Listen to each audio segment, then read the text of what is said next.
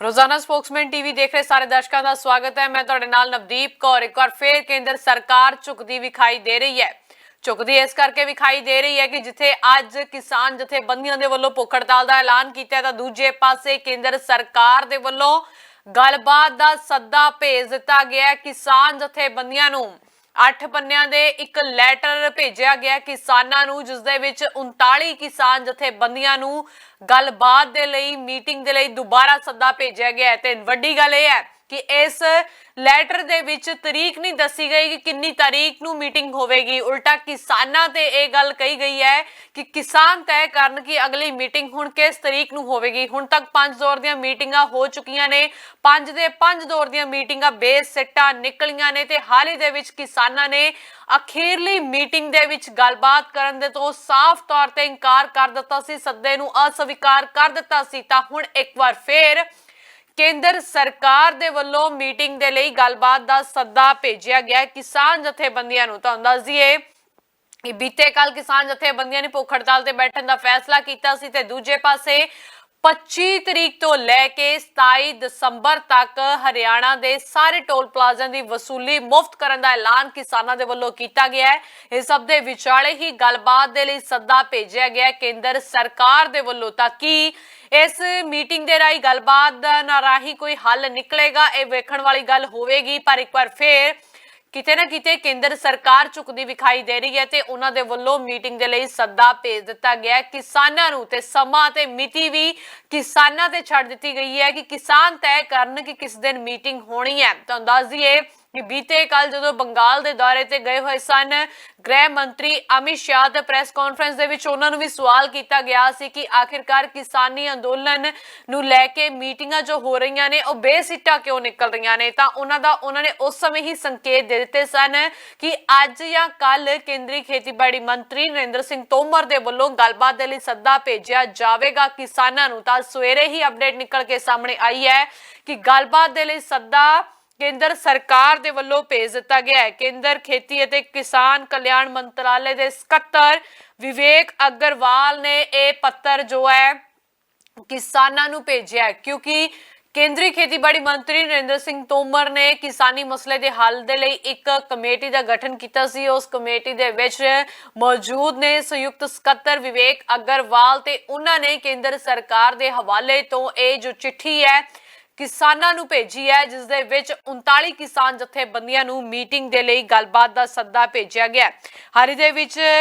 भारतीय किसान यूनियन एकता उगराहां ते भी इल्जाम लाए सन केंद्र सरकार ने कि उन्हां नूं जो विदेशी फंड मिल रहे ने उन्हां विदेशी फंडां दी रजिस्ट्रेशन भारतीय किसान यूनियन एकता उगराहां दे वल्लों नहीं करवाई गई। तां जिस नूं लैके काफी बवाल मचिया सी, पर हुण किते ना किते केंद्र सरकार झुकदी विखाई दे रही है, क्योंकि हुण तक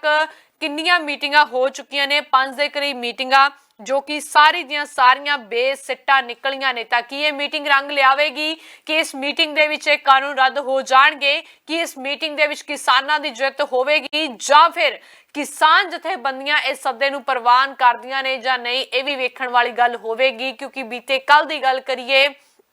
तक किसानां ने प्रेस कॉन्फ्रेंस करके गल कह दी सी कि असी गलबात करन दे लई तैयार हाँ, जेकर केंद्र सरकार सानू गलबात दे लई बुलाउंदी है तां जिहड़ा पत्र भेजा गया किसानां नूं चिट्ठी भेजी गई है उस दे विच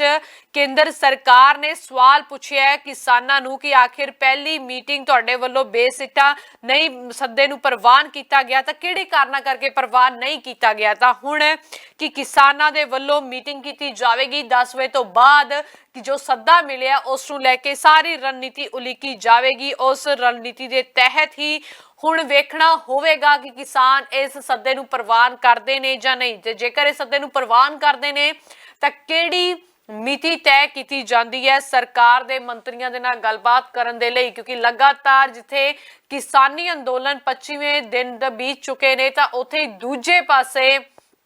केंद्र सरकार दे विच भी हलबली मची हुई है कि आखिरकार दिन प्रतिदिन किसानां दा रोह वधदा ही जा रहा है। ते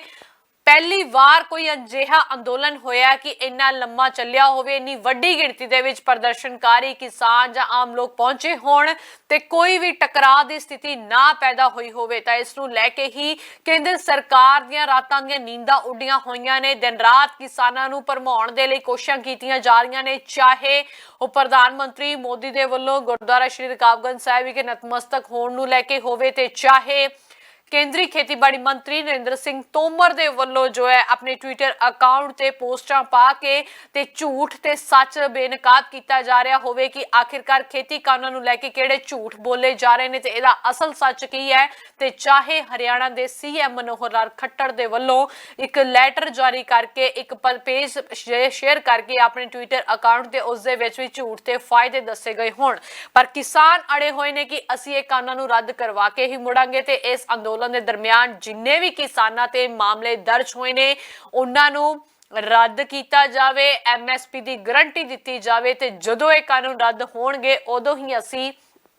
ਦਿੱਲੀ ਦੇ ਬਾਰਡਰਾਂ ਤੋਂ ਉੱਠਾਂਗੇ। ਤਾਂ ਅੱਜ ਭੁੱਖ ਹੜਤਾਲ ਦਾ ਐਲਾਨ ਤੇ ਨਾਲ ਹੀ 25 ਤੋਂ ਲੈ ਕੇ 27 ਦਸੰਬਰ ਤੱਕ ਹਰਿਆਣਾ ਦੇ ਸਾਰੇ ਟੋਲ ਪਲਾਜ਼ਿਆਂ ਦੀ ਵਸੂਲੀ ਮੁਫਤ ਕਰਨ ਦਾ ਐਲਾਨ ਕਿਸਾਨਾਂ ਦੇ ਵੱਲੋਂ ਕੀਤਾ ਗਿਆ ਸੀ, ਪਰ ਅਚਾਨਕ केंद्र सरकार आज सवेरे झुकदी विखाई दे रही है क्योंकि गलबात का सद्दा किसानों को भेज दिता है। केंद्र सरकार दे वल्लों जनरल सकत्तर विवेक अग्रवाल के संदर्भ तो यह जो लैटर किसानों तक भेजा गया है ताकि किसान इसनूं प्रवान करते हैं, क्योंकि इस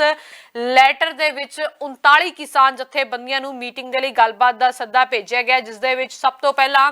जो नाम शामिल है Kulwant Singh Sandhu general secretary Jamhuri Kisan Sabha Punjab, Buta Singh Burjgill president Bharti Kisan Sabha Dakaunda, Baldev Singh Nihalgarh general secretary Kul Hind Kisan Sabha Punjab, Nirbhai Singh Dhuddike president Kirti Kisan Union, Ruldu Singh Mansa president Punjab Kisan Union, Major Singh Punnawal general secretary Kul Hind Kisan Sabha, Inderjit Singh Kot Budha president Kisan Sangharsh Committee, Harjinder Singh Tanda Azad Kisan Sangharsh Committee Punjab, Gurbaksh Singh Barnala जय किसान अंदोलन पंजाब, सतनाम सिंह पन्नू किसान मजदूर संघर्ष कमेटी पंजाब, कनवलप्रीत सिंह पन्नू किसान मजदूर संघर्ष कमेटी पंजाब, जोगिंदर सिंह उगराहा भारतीय किसान यूनियन एकता उगराहा, इस दे नाल ही सुरजीत सिंह फूल, जगजीत सिंह दल्लेवाल, हरमीत सिंह स्टेट प्रेसिडेंट भारतीय किसान यूनियन, इस दे नाल ही बलबीर सिंह राजेवाल भारतीय किसान यूनियन राजेवाल, सतनाम सिंह सानी जनरल सैकटरी भारतीय किसान यूनियन दोआबा,